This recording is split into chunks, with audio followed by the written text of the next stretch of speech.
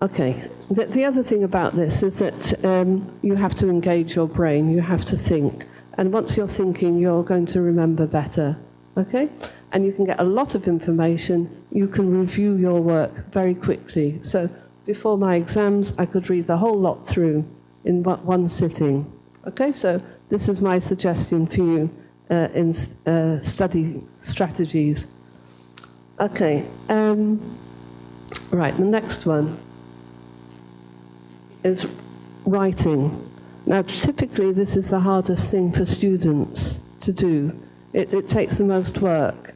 And in the early part of your studies at university, you may not need to do a lot of writing. The testing may be done through multiple choice questions. I'm not quite sure how it works here. But at some stage in your career as university students, you will need to do some writing. So I'd like to look a little bit at writing. I'm going to go backwards and forwards here. It's important to consider the structure of the whole, the paragraph and the sentence, essay outlines, the formal register, meaning the language that you use is different when you're chatting to a friend as to when you're writing for your university lecturer. Writing fluency, making the words come out easily, accuracy of information and language, and most important of all is plagiarism. Okay, so we'll talk about those things. First, I'd like to talk about the structure of an essay. Okay, this is your essay structure. It starts at the top, wide, and then it has a narrow part in the middle, and then it widens out again. Okay, you have an introduction, and then a series of body paragraphs. Okay, it's entirely up to you how many body paragraphs there are, but they need to be consistent in that there should only be one topic for one paragraph. Okay?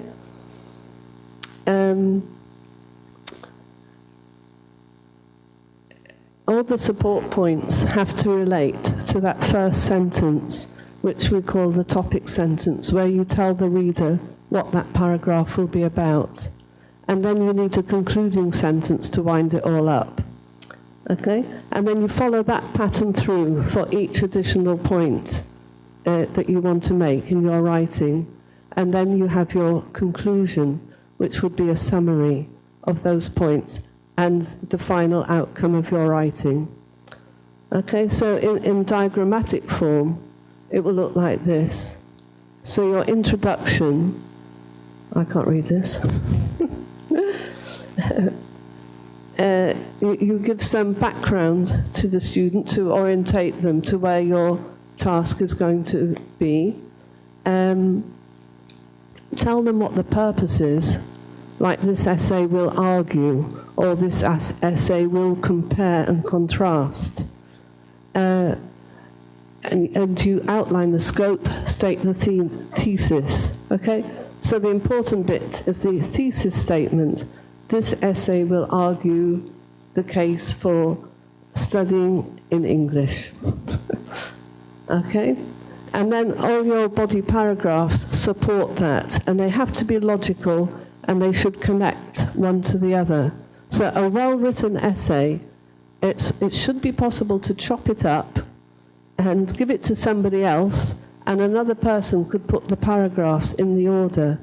Okay? So usually in the introduction, there is some sort of guide as to that sequence. Okay, sorry, did I want to say anything else? In each paragraph, I'm not sure actually how this compares with Italian writing. So maybe I'm preparing you for your PhDs when you're studying at an English university here. But certainly when you're reading texts written by English academics, it will be following this kind of structure. So knowledge of the structure of English academic writing should help you. Okay, let's move on to the next topic, which is listening. Okay? So listening, nice and easy, you just sit there, don't you? But listening, ideally, is something where you're engaged and you're actively involved in what's going on. And the minute that isn't the case, all is lost. Okay, am I losing you? Maybe we should have had a break. But I think I'd rather keep going now. Do you think?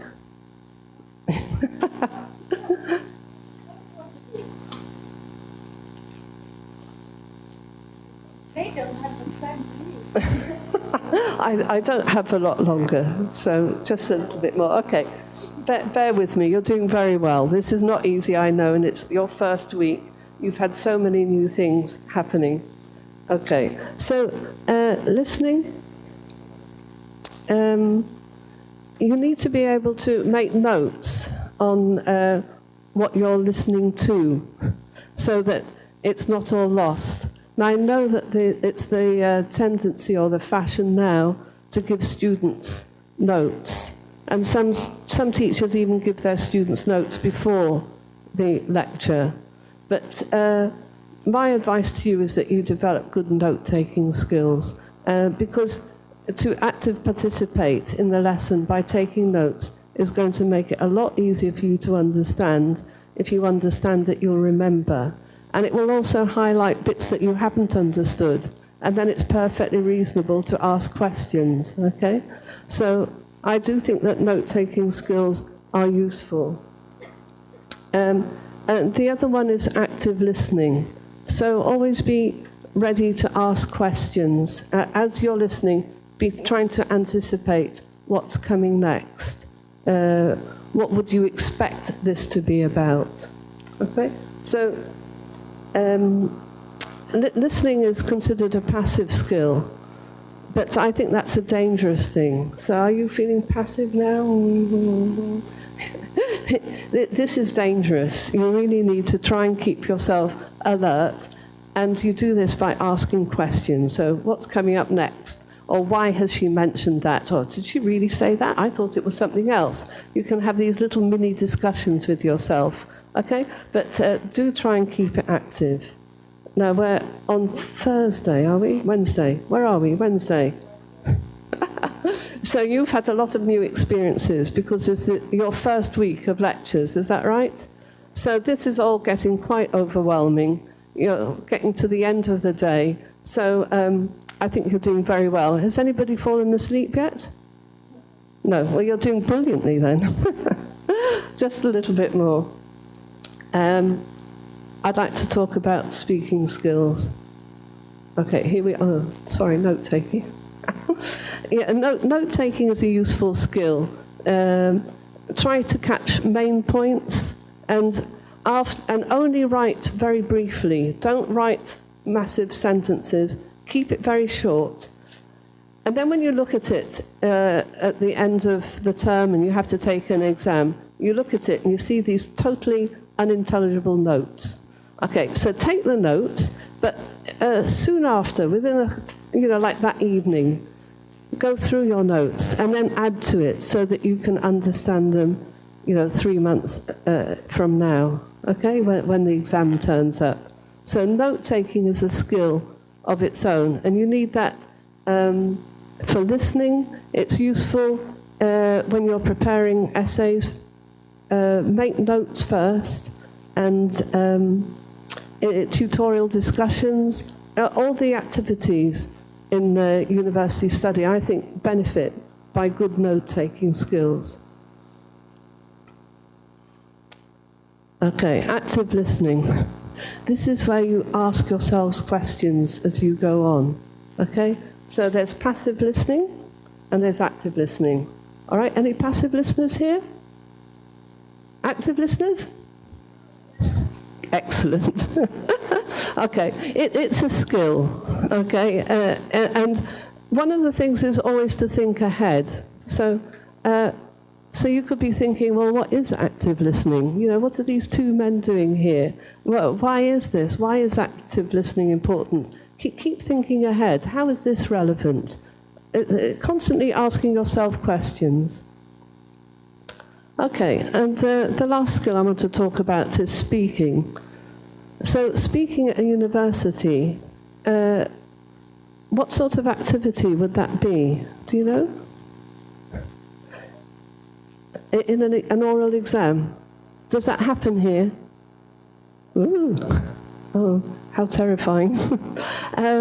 What other occasions might you be required to speak? Yes? Asking questions. Okay, like we are doing now, good. Tutorials, do you operate tutorials here? Okay. Sorry, what were you going to say? So giving presentations, you're speaking. Are any of you familiar with that now, already? Yes, you had to do this at school? Do they need to do it here? Sometimes I ask them to do, maybe at the end of the course I ask you to present something, video presentation about something that you, but not yet. You just started.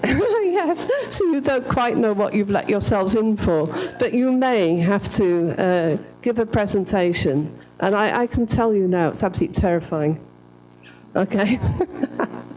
And the secret to that is to be well prepared, okay? To really know what you're doing, have good notes, okay? So giving presentations, what about participating in discussions? Is that something that you've done before? Yes, at school? No. Okay. So you may be being asked to do completely different things that are unfamiliar to you. Will they need to do discussions? Yes. Yes. Yes. So you're so you're going to have demands made of you that will require you to behave in a particular way. So I would say presentation is perhaps the most terrifying because it's up you on your own.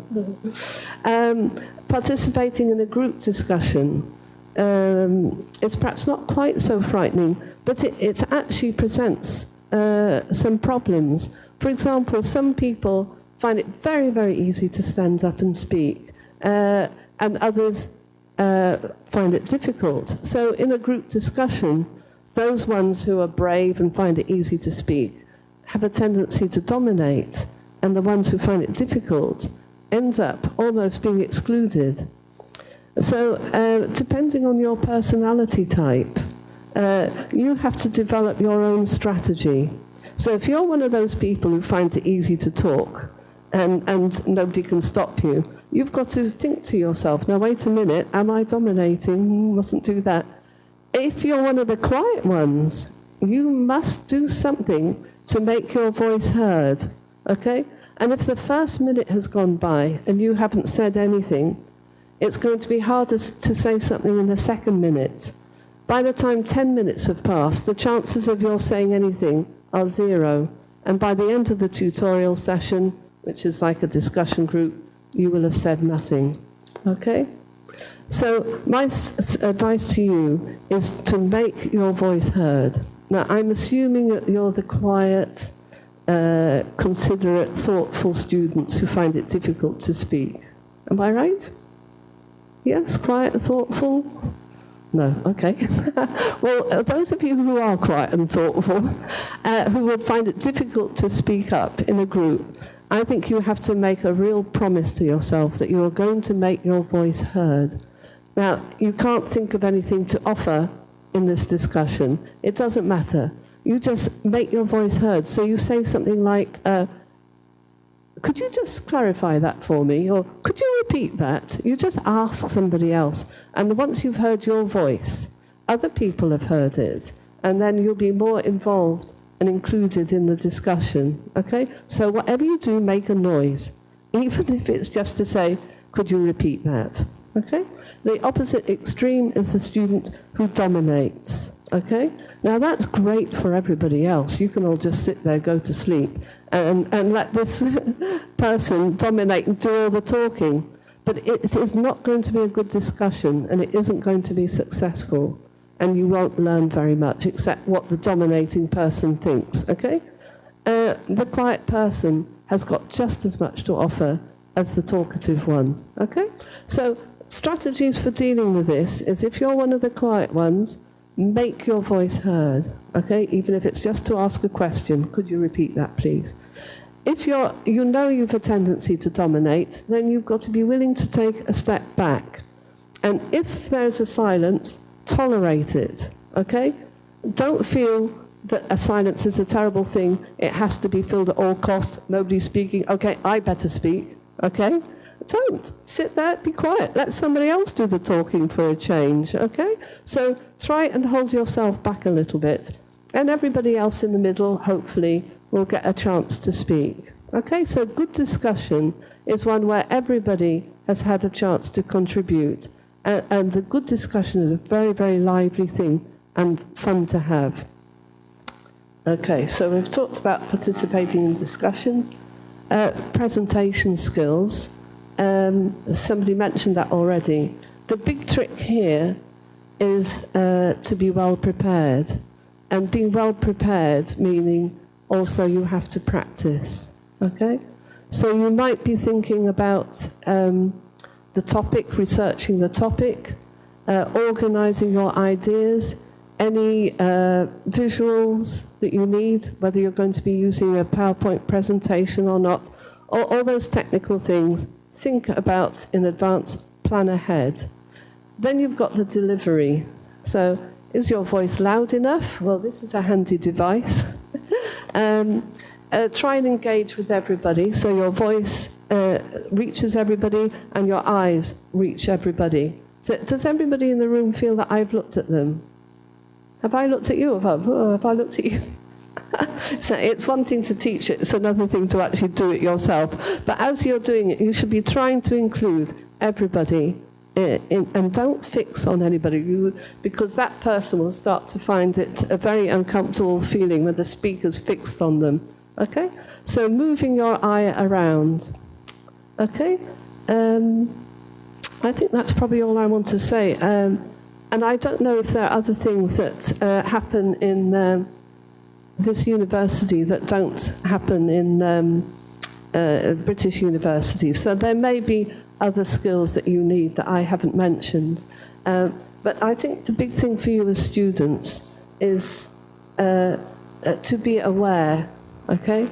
To be aware of the fact that you're in a different cultural, educational environment, and that the way you operated at school or wherever you've been before you came here is not going to be the same.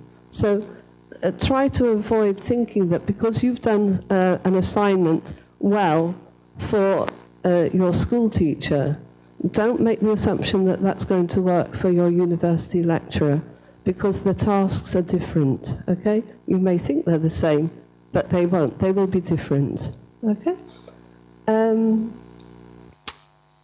Okay. Have I got anything else to add? I'd just like to add just a few slightly off my topic ways to improve English, and that is just engage, okay? So join conversation groups. I've been watching a little bit of TV since I've been here. I haven't heard any English. I expect there are English language programs, but I haven't come across them. Okay, are there? Okay. Sorry? It's a possibility, is it?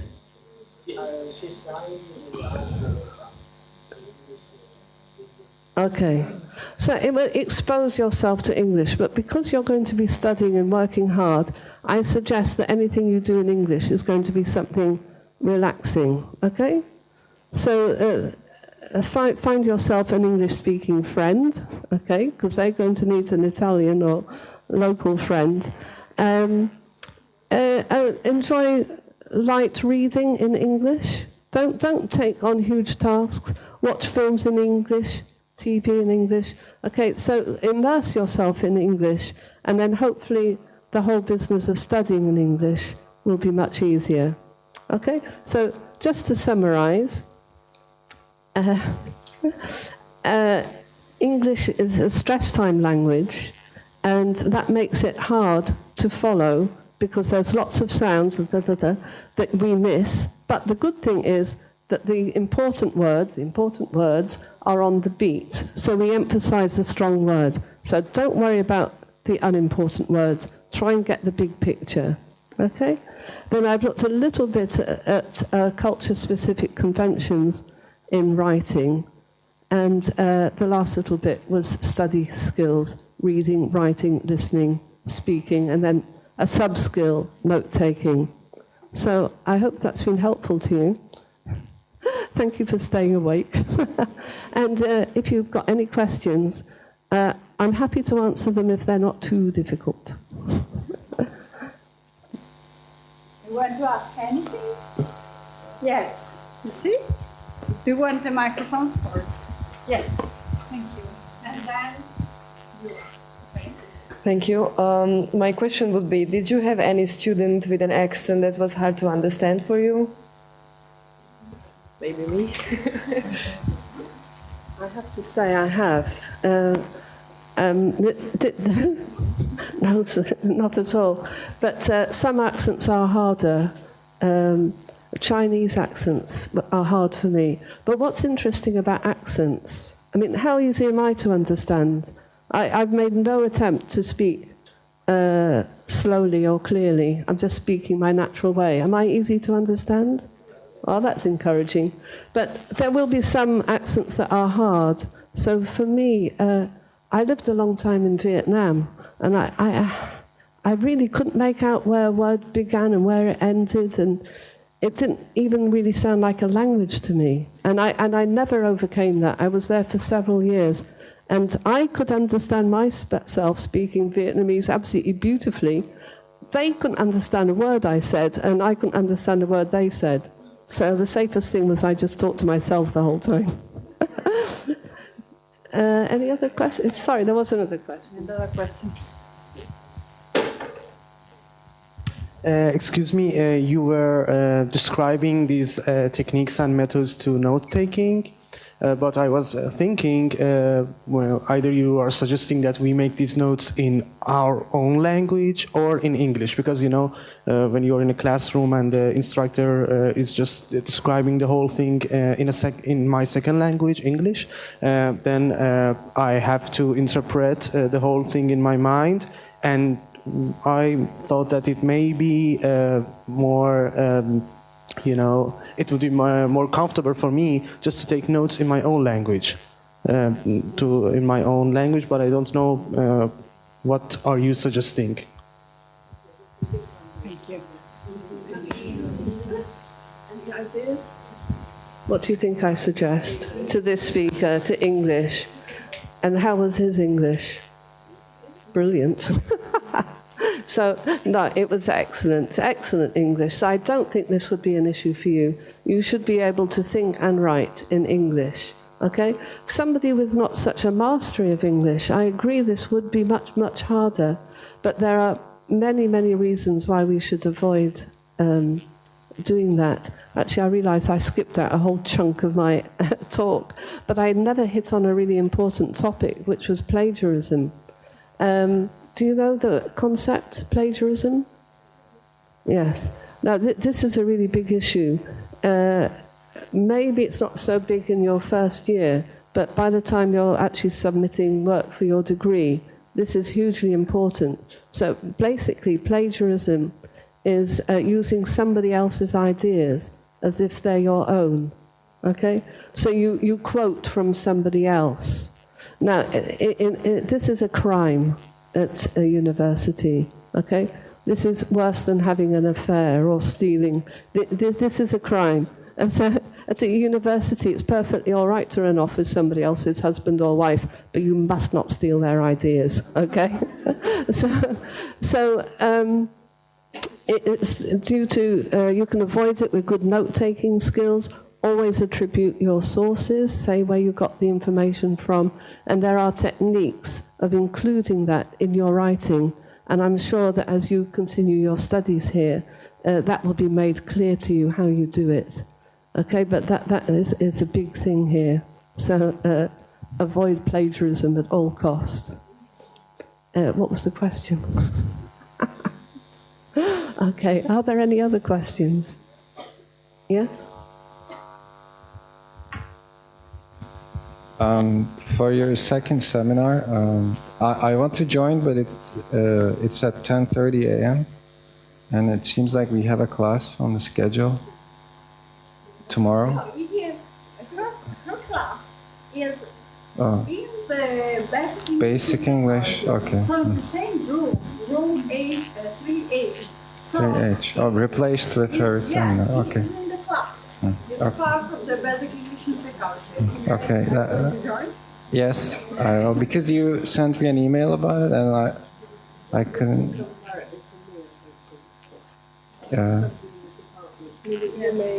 Oh yeah, Marie. Yes. Yeah, I think that would.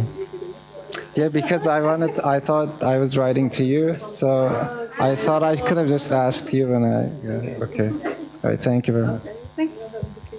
Okay. Any other question? Do you think that when I lecture, for example, I'm too fast or too slow, or you have to tell me? Please repeat. You did yesterday, so I changed all my plan for my lecture. Yeah. It's okay. Mm-hmm.